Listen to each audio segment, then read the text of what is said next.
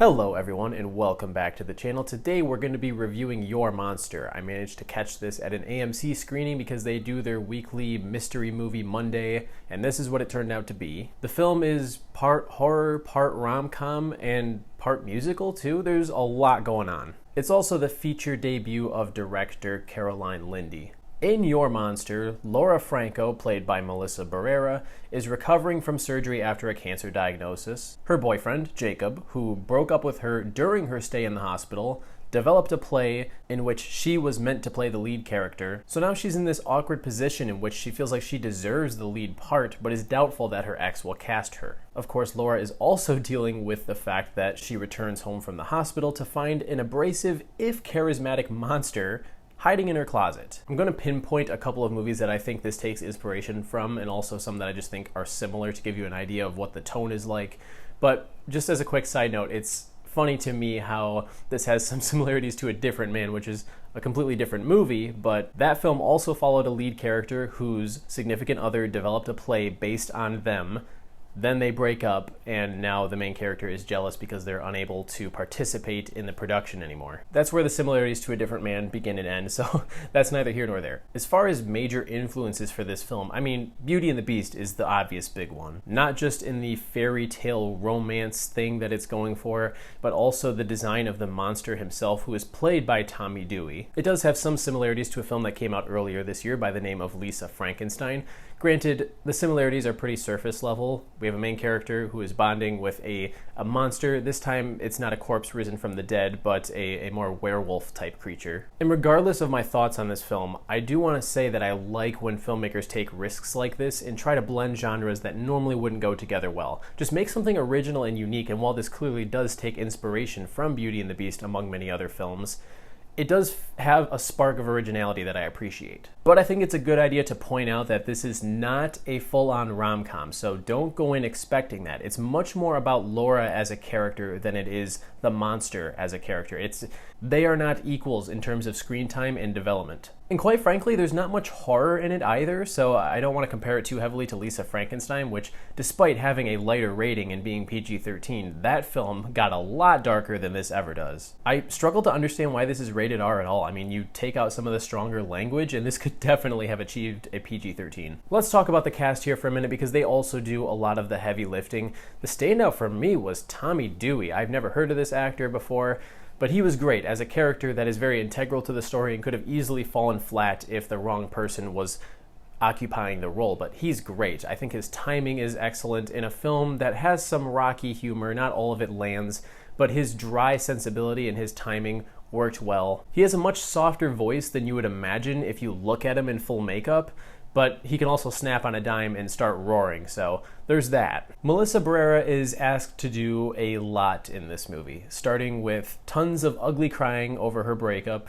and then more crying, and even more crying, and that's pretty much the entire first 20 minutes of this film. And when she first meets the monster, she does a lot of screaming, and then some more screaming, and then she passes out and sees him again and starts screaming. Some of these bits last for way too long, and honestly, I was expecting to hate this film after the first act. The entire first 30 or 40 minutes are rough. I'm not gonna sugarcoat it. Thankfully, as the film moves along, she does wind up getting some more emotions to work with thanks to the screenplay making a drastic improvement after those first 30 to 40 minutes, and I think Barrera killed it with what she was given. I remember not being the biggest fan of her performance in the first Scream film that she was in, but then the next one was an improvement. Abigail was even better, and this might be some of her finest work yet. There's one scene that can only be described as a massive outburst, and it's fantastic. It's probably the best that I've seen from her dramatically. She has an excellent singing voice too. There's a musical sequence towards the end of the film because it follows characters that are involved with theater.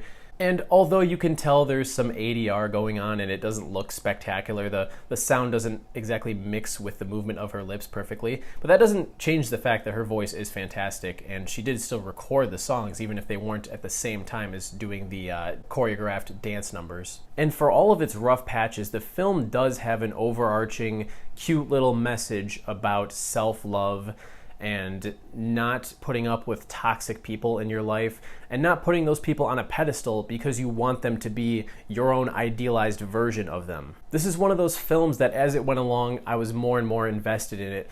I hate to say it, there were a couple people that walked out at around the 30-minute mark. And granted, this is one of those mystery movie nights. I think a lot of people go into these expecting some big blockbuster, and that's rarely the case. But I'd be lying if I said that I wasn't rolling my eyes a lot at some of the humor in that first act. But as it moved along, I was getting more invested, and I think the character arc that they have here for the main character almost worked. And then the ending came along. Don't get me wrong, the story leads to an excellent musical number that was certainly one of the highlights of the film for me, but its messaging becomes heavily muddled by the ending, during which Laura does something that I just couldn't stand by anymore. I think there are some feminist undertones here, and it's clear that you're meant to root for this character through and through, and I was. Until that head scratcher of an ending. I don't know, man. Maybe it's one of those cases in which the director intended for this event that I'm referring to be metaphorical and a representation of the characters internally rather than something that's actually happening. But if that's the case, it was not made clear at all. That's about as much as I can say without delving into spoilers. And I think in the moment I liked this ending, and then the second I got out of the theater and started thinking about it, I was like, ooh, this kind of takes everything that came before it and trips and falls flat on its face. So in the end, Your Monster has some originality. It has 2 solid performances. It's sporadically funny. I think it relies too heavily on the awkward, characters don't know how to talk to each other in weird situations type stuff. That got old very quickly. I really truly wanted to come out of this liking it, and yet I don't think I'll ever rewatch it, in part due to the slow, often aggravating first act, and also because the ending somewhat spoils the journey. What a shame. I'm gonna give Your Monster 2.5 stars.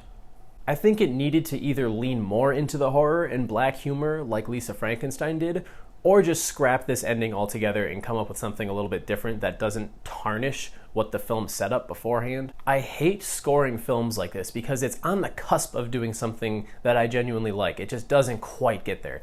So those are my thoughts on Your Monster. If you do see the film, be sure to let me know down in the comments what you think of it. And hit that like button as well as subscribe while you're at it if you want to see more content like this. Thank you so much for clicking on this video, and I'll catch you guys in the next one. See you later.